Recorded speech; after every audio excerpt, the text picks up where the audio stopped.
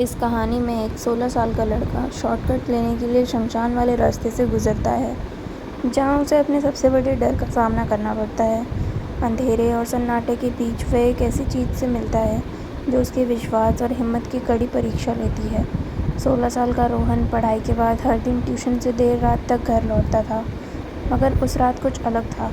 शहर की बिजली गुल थी और हवा में अजीब सी ठंडक भरी थी। रोहन ने घड़ी देखी, 9:15। जल्दी से घर पहुंचना ज़रूरी था, वरना माँ परेशान हो जाती।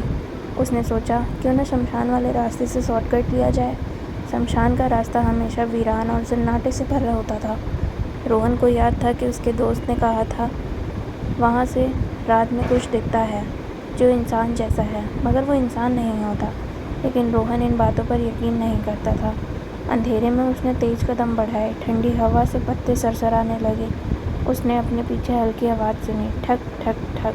रोहन के गले से आवाज़ नहीं निकली। वह चुपचाप पलटा और जितनी तेज हो सके भागने लगा, लेकिन वह छलावा भी उसके पीछे दौड़ने लगा। उसके कदमों की आवाज़ रोहन के कानों में गूंज रही थी। रोहन सड़क पर गिर पड़ा। उसने कांपते हुए ऊपर देखा। छलावा उसके सामने खड़ा था। उसकी मुस्कान और गहरी हो गई। तू डर रहा है? छलावा की आवाज़ गूंजी।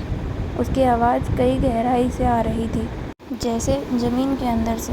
तू कौन है? रोहन ने हिम्मत जुटाकर पूछा। छलावा झुककर कर उसके चेहरे के करीब आया। उसकी सांसें बर्फ़ से भी ठंडी थीं। मैं तेरा ही अंश हूँ, तेरा डर। जहाँ अंधेरा है मैं वहीं हूँ, और आज तूने मुझे यहाँ आने का रास्ता दिया है। रोहन का दिमाग सुन्न हो गया। उसने फिर भागने की कोशिश की, मगर छलावा की परछाई ने उसे घेर लिया। अचानक रोहन की नज़र पास के पेड़ पर टंगे एक टूटे हुए घंटे पर पड़ी। वह जानता था कि उसके दादाजी कहते थे, शमशान के रास्ते पर जो मिले उससे नज़रें मत चुराना, वरना वो तेरा पीछा करता रहेगा। रोहन ने अपनी हिम्मत बटोरी और छलावा की आंखों में सीधा देखा। उसकी आवाज़ कांपते हुए मगर सख्त थी। तू कुछ नहीं कर सकता, मैं तुझसे नहीं डरता। छलावा की मुस्कान हल्की पड़ने लगी। उसकी परछाई जैसे धुंधली हो रही थी। झूठ मत बोल, मैं तेरा डर हूँ। छलावा की आवाज़ अब टूटने लगी।